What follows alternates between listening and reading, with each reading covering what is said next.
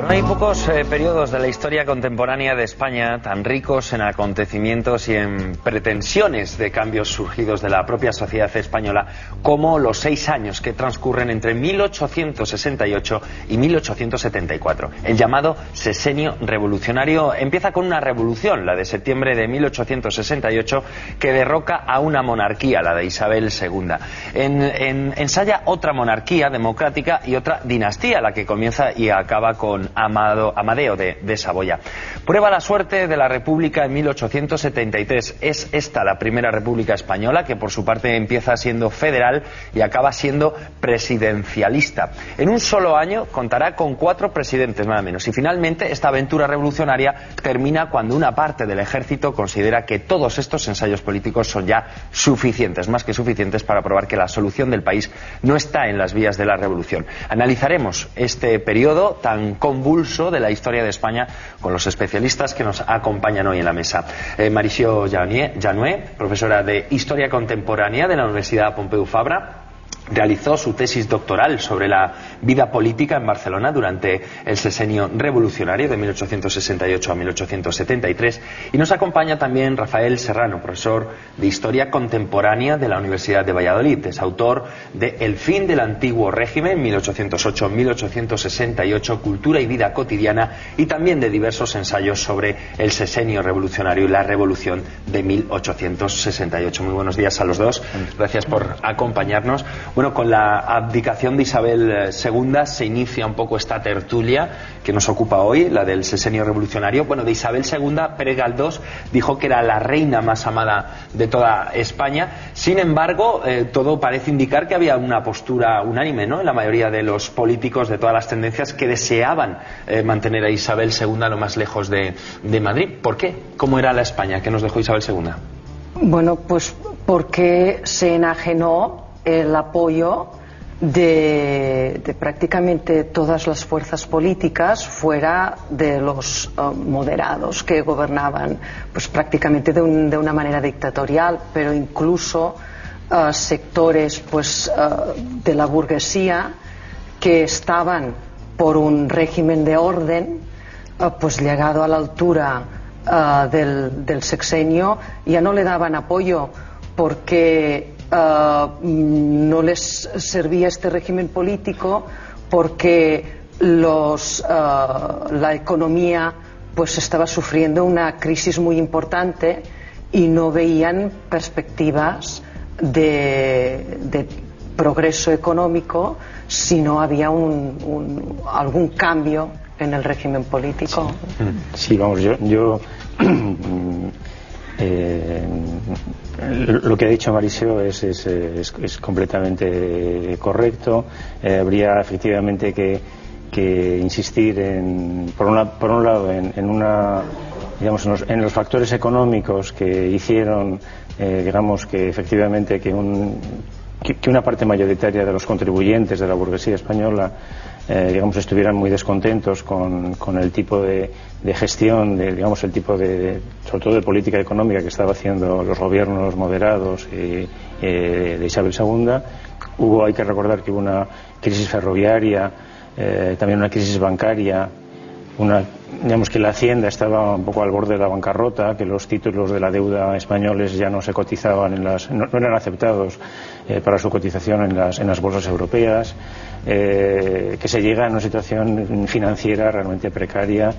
Pero por otra parte también hay una crisis política y quizás incluso probablemente algunos estudios que han aparecido, bueno, como por ejemplo la biografía que ha hecho Isabel Bourdiel sobre Isabel II, eso lo dejan bien de manifiesto, digamos de que se había llegado a una especie de punto final en la monarquía tal como la ejercía Isabel II y sus colaboradores, que a menudo no eran colaboradores, digamos, salidos del propio juego político, sino que eran más bien personas de la camarilla, es decir, la camarilla cortesana, ¿no?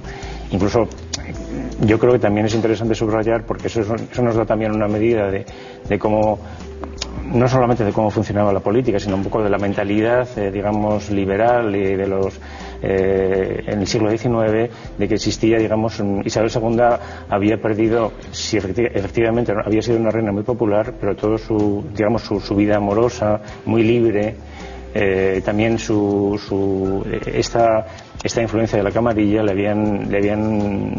habían vuelto muy impopular realmente entre sectores muy influyentes de la política española, ¿no? En ese sentido, quizás ese factor político, digamos, y moral, digamos, tal como se entendía, digamos, que se debía comportar una mujer en aquella época, pues eso influyó también mucho en el descrédito de la reina, de la propia reina, ¿no? Pero en su vida personal fue tan popular para que el pueblo conociera de sus idas y venidas. Yo los detalles, la verdad, sobre pero sí que era conocido, ¿no? Y había dichos populares en este sentido, y todo lo que es la prensa popular que hubo, bueno, que salió durante el sexenio, pues hacía referencia a los devaneos de la monarca. O sea que sí que era conocido. De todos modos, en lo que es el cambio, la propia caída, digamos que aquí fue decisivo que no solo los sectores populares estuvieran para que cayera la reina. Los devaneos fueron importantes, pero yo creo que aquí fue más importante que había la convicción, incluso por aquellos que hubiesen estado por el orden y por una participación popular muy reducida en la propia política, había la idea de que estos devaneos de la reina tampoco no estaban compensados por una capacidad de poder decidir por dónde había de ir el país, de respetar las reglas del juego político, tratándose teóricamente de un régimen liberal. Aquí, cómo introducir, si el país no va bien, si hay una crisis bancaria, si hay una crisis de Hacienda, si lo que habían sido los negocios de los ferrocarriles se están hundiendo, cómo introducir cambios que pues conduzcan hacia una mejora, ¿no?, de la situación. Claro, los revolucionarios españoles de 1868 llegan al poder para imponer las instituciones democráticas. En esos momentos, hay que decir, son muy pocos, ¿no?, los países europeos y del resto del mundo que se rigen por esas instituciones. ¿Por qué creen que España, ¿no?, pierde la oportunidad de colocarse en la vanguardia del movimiento democratizador de Occidente? Bueno, quizás lo puedes... A ver, aquí tú mismo decías, hay que distinguir entre democracia y democratización, ¿no? La democracia es un proceso. Lo que nosotros ahora podamos entender por democracia es diferente de lo que se pretendía en aquellos momentos, de los condicionantes, ¿no? Entonces, sí que es importante decir, España se coloca en la vanguardia en algunos aspectos. Por ejemplo, con el sexenio se instala el sufragio universal masculino. Esto era excepcional en el mundo. Se había instalado en los Estados Unidos en 1840, pero excluyendo, ya digo, primero masculino, esto en todos los casos, pero solo para la población blanca en los Estados Unidos, y se había instalado solo en el continente, en Francia, en 1848. Sin contestación desde entonces, desde luego es la vanguardia, pero sabemos que a partir del 52, incluso en Francia, pues hay una dictadura. En este sentido, es la vanguardia, después de Francia es España. ¿Por qué se pierde? Bueno, esto yo creo que lo podemos comentar, puede durar todo el debate, pero que aquí lanzaría una primera idea. Se instala, pero ¿quién le daba apoyo? Es una minoría, Incluso los que llevan la vanguardia de la revolución, los progresistas, mayoritariamente no están por el sufragio universal masculino. Hay los demócratas y los republicanos, pero la falta de apoyo. Y después otro elemento importante, que podemos hablar más de ello, ¿no? Después lanzo y quizá también Rafael quiere decir otro, pero otro elemento es que democracia no es solo, incluso entonces, democracia no es solo ampliar el voto, solo para que te permita ir a votar. Ya sabemos que hay ejemplos, incluso de dictaduras, hacen referéndums. Esto no es. Hay unos derechos, hay otros elementos que quizá los podemos comentar. Sí, bueno, yo coincido completamente con lo que dice Mauricio. Efectivamente, una cosa es que formalmente la Constitución ponga las bases de un Estado democrático, de unas reglas del juego político democrático, y eso efectivamente yo creo que es una conquista indiscutible que llevó a cabo los hombres de la gloriosa, los hombres que hicieron la revolución. Es un precedente, yo creo que es el primer ensayo democrático en España.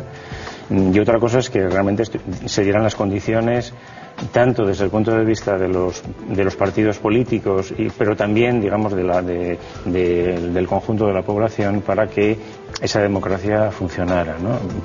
Desde el punto de vista de los partidos políticos y de la élite política, podríamos decir, yo creo que se puede afirmar que no compartían o no tenían, digamos, una cultura política democrática. Es decir, que estaban mucho más habituados, digamos, al tipo de política un poco caciquil, es decir, de movilizar influencias, movilizar masas de votantes, pero que no tenían verdaderamente conciencia, digamos, de que estaban ejerciendo un derecho.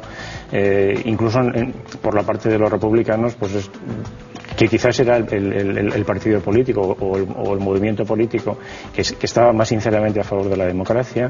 Sin embargo, es verdad que era un partido que oscilaba entre el respeto a las reglas democráticas y también el recurso a la insurrección. Es decir, que no había tampoco en ese sentido.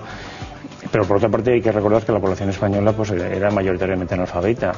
Es decir, había estado excluida, quitando unas minorías, las minorías digamos que tenían más recursos, había estado completamente excluida de la participación en la política, y en ese sentido, digamos, también era quizás fácilmente manipulable, y en ese sentido pues era difícil que cuajara, y también por otro tipo de motivos, que cuajara la experiencia.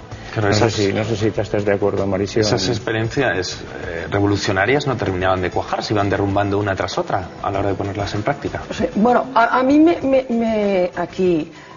me sugería los comentarios que tú hacías, que quizá para poder transmitir, ¿no?, lo que estamos intentando aquí, quizá podía servir la idea de que nosotros decimos la revolución del 68, que aquí eran diversas revoluciones a la vez, ¿no? O sea, nosotros distinguimos entre los moderados, Isabel II, y los revolucionarios, digamos. Pero en realidad, entre los revolucionarios había proyectos diferentes. Se vendió la revolución con la idea de la democracia porque los progresistas, que fueron los que encabezaron la revolución, para tener el apoyo popular necesitaban el apoyo de los demócratas, ¿no? Entonces se tuvo que vender con la idea de que vamos a democratizar, vamos a instalar el sufragio universal. Pero, como decía antes, los mismos progresistas mayoritariamente no eran partidarios de este sufragio general, y que por otro lado no es una característica propia del proceso español, sino que en estos momentos en toda Europa el liberalismo, porque estamos diciendo, de hecho, el sexenio fue la última revolución liberal, revolución en sentido liberal, revolución política, para ampliar el sistema liberal en España, también en Europa, en aquellos momentos se está produciendo un proceso de diferenciación de lo que es el liberalismo. O sea, las primeras revoluciones liberales era vamos a instalar un sistema parlamentario, tiene que haber una representación, pero entonces empezó la pregunta, bueno, ¿y esta representación cómo ha de ser de amplia? ¿Tiene que participar todos, solo una élite? ¿Cómo? Y esto se está produciendo en toda Europa. ¿Qué pasa? Que en la revolución del 68... Tú comentabas que vamos muchas etapas. ¿Por qué? Porque primero se hace la revolución y entre los revolucionarios entonces empieza, vale, ¿y cuál es el modelo de sistema liberal que tenemos que establecer? Tiene que ser censitario, universal, tiene que respetar más o menos libertades. Y esto nos puede explicar por qué entre los mismos revolucionarios no hay un solo proyecto. Y esto hace muy difícil que cuaje la revolución. Sí, efectivamente. Es que había varios proyectos políticos, quizás simplificando muchísimo, pues estaría el proyecto de la monarquía democrática que se ensayó con Amadeo, y luego el proyecto republicano, aunque es verdad que luego los que apoyaban uno y otro proyecto a su vez digamos tampoco existía digamos una coherencia, una cierta homogeneidad en cuanto porque no era lo mismo lo que pensaban los unionistas, la Unión Liberal, que los progresistas, que los demócratas. En el caso de los republicanos pues es notorio que había diferencias muy sensibles entre unos sectores y otros digamos del republicanismo. Pero lo que yo sí que quería subrayar es que en parte si toda esta experiencia democrática del sexenio, digamos, fracasa, o en parte habría que relacionarlo con algunos factores, como por ejemplo el proyecto de la monarquía democrática.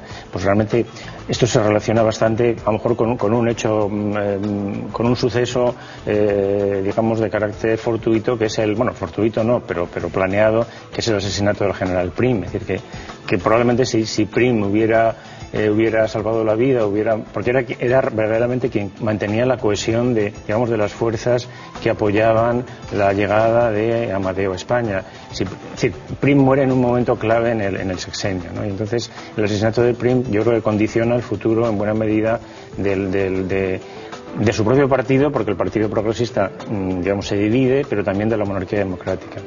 Y luego la Primera República probablemente llega ya en un momento de la evolución de política en España, digamos en que existía ya una gran desafección entre buena parte de la población hacia la política. Hay unas tasas de abstención electoral muy elevadas en las últimas elecciones que se celebran, por ejemplo, en julio del 73. Realmente los republicanos, además de estar divididos, eran minoritarios, yo creo, en aquel momento en la vida política española, y en ese sentido pues ciertamente se dan una serie de circunstancias que hacen que se produzca una gran inestabilidad política en todo el periodo, y que eso hace que no pueda cuajar ninguna de las formas de gobierno. ¿Se inspiran en algún modelo esta Primera República? La Primera República. Hombre, yo creo que en los modelos, sobre todo el modelo suizo y el modelo norteamericano, ¿no? Pero realmente había políticos republicanos en España. A ver, sí. No sé si voy a ver si termino donde la pregunta está, pero con lo que estaba comentando Rafael, yo quizá querría introducir algún matiz. A ver, yo creo que un factor importante fue también la falta de experiencia política. En el sentido, hablábamos de la democratización como un proceso. En España, y antes lo ha comentado Rafael, que los partidos políticos en España eran partidos muy a la antigua, partidos de notables, partidos que no necesitaban buscar el voto popular, y menos que en otros lugares en los cuales había un juego liberal, aunque no hubiese democracia en el sentido de sufragio universal. Pero sí que los partidos ya habían tenido que empezar un proceso de institucionalización de hacer un programa, de buscar unos apoyos, aunque no fueran los generales. Aquí en España esto no se había producido porque el sistema de Isabel II era corrupto, era prácticamente una dictadura, no necesitaba. Entonces hay una falta de experiencia política y de institucionalización que afecta a todos los partidos y que puede explicar que hasta incluso partidos que eran en su programa democráticos, incluso los republicanos, que pretendían ser un partido moderno, que pretendían buscar el apoyo popular, pero estaban muy poco institucionalizados.